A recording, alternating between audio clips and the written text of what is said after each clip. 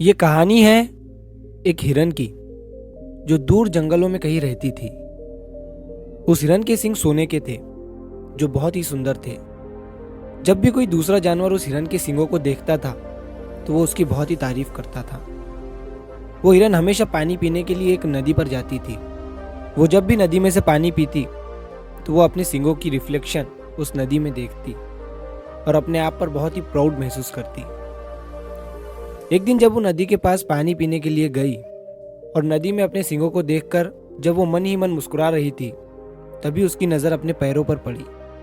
दरअसल उसके पैर बहुत ही काले, भद्दे और बेकार थे।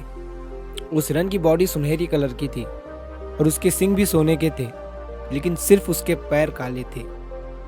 वो इस बात से बहुत उदास रहती और जब भी किसी दूसरे जानवर से मिलती तो हमेशा अपने पैरों को छुपाने की कोशिश करती थी।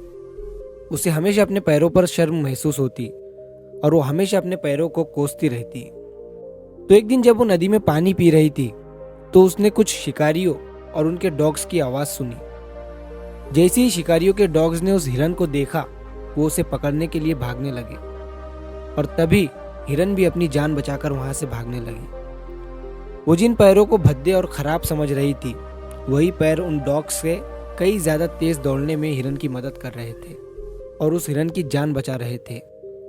लेकिन जैसे जैसे वो हिरन घने जंगल की तरफ बढ़ रही थी तो झाड़ियां भी घनी होती जा रही थी। तभी उसके सोने की सींग घनी झाड़ियों में फंस जाती है। वो उस झाड़ियों से अपने सींगों को निकालने की बहुत कोशिश करती है, लेकिन कुछ नहीं होता है। और तभी पीछे से उन शिकारियों के डॉग्स भागते हुए आते हैं और उस हिरन को पकड़ लेते हैं और पकड़कर वहीं पर मार देते हैं। तभी उस हिरन ने अपनी मूर्खता को रियलाइज किया। उसके भद्दे और खराब पैर उसकी जान बचाने की कोशिश कर रहे थे, लेकिन उसके सोने के सींगों ने, जिस पर उसे प्राउड फील होता था, उन्हीं की वजह से उस हिरन की जान चली गई।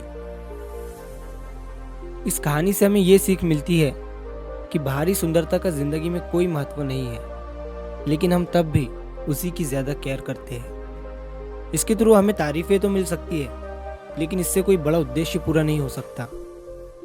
इसी तरह किसी भी चीज की असली वैल्यू उसकी होती है जो उसके अंदर होता है। हमारे अंदर की क्वालिटी और ताकत ही हमें हमारे बुरे समय में बचाती है और वही हमें कॉन्फिडेंस और रियल हैप्पीनेस देती है।